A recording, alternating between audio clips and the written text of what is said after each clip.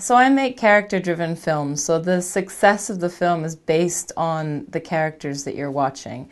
And it's a very simple rule. If you want to spend time with them and they excite you and challenge you and are charismatic people that you want to spend time with, these are people you should follow if you're learning something from them. If you're bored by them, then you might as well not follow them because no audience is going to be interested in watching them. I met all of the characters because we were all sleeping next to each other in a square. So there was no pre-casting.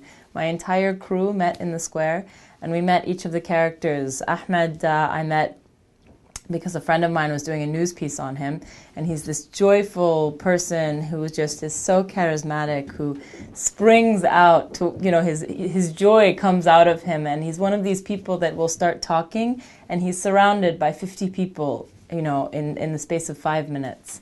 Magdi was very interesting because he was a member of the Muslim Brotherhood for 25 years, but he was not a high-up member, and he was questioning his beliefs all the time. And so he was a very interesting character to follow because he was torn, and you could see how his loyalties were divided between the secular people that he became close with and the Muslim Brotherhood. Khalid, I met him because I met his wife, Cressida, who became a member of our filmmaking team. And I was asking questions about what was happening, and she said, "You have to talk to my husband." And so I talked to him, and he's incredibly articulate about very confusing moments, because nobody's been through a revolution. I'd never been through a revolution, so a lot of times it's very difficult to understand what's happening. And he had this amazing clarity, I think because he comes from a father and a grandfather and a long line of activists who have been imprisoned in Egypt. We followed 8 people, though, originally, and that included Aida, who is the young girl with the glasses, who I actually did know previously. But at some point, she becomes very fed up with the square and decides that she can help the revolution in other ways. And so at a certain point, she just disappears from the film. Rajia Omran, who's the human rights lawyer, is somebody who I've known for a long time as well.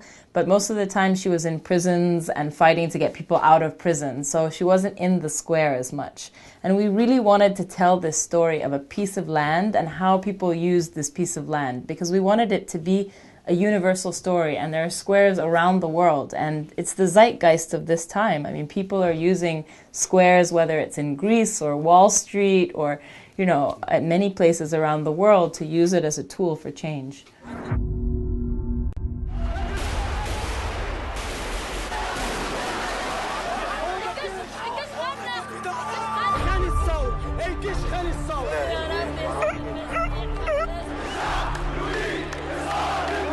قول لي احنا هنعمل ايه دلوقتي عم مجدي؟ انا مش هفرح لما انت تاخد رصاصه في دماغك وتموت يعني. لان هي طبعا حكايتنا محدش بيحكيها غيرنا احنا. You see the characters grow up in the film. It's a long period of time, 2.5 years, and I think we all grew in some kind of way. My understanding of possibility completely changed, and we talked about this a lot. It's sort of like there's a revolution on the outside, but there's also a revolution on the inside, and that's happening with each of the characters. Ahmed grows into a man.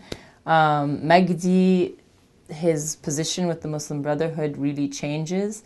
Khalid, I believe, he comes to the square really fighting the fight of his father and his grandfather, and then it really becomes his fight. At the beginning, he's speaking a lot more English. By the end of the film, he's speaking Arabic, a lot more Arabic. So the key in following these characters is trust. And I think when people feel like you've put yourself in the same dangerous situations that they're in, when you've slept next to somebody in a square, they begin to trust your motivations, and that just builds with the amount of time. And the more you spend with them, the more the camera becomes invisible, and the more they let you into their lives because they trust your motivations. المجلس العسكري لا قتل شعبه، خذوا الميدان واعملوا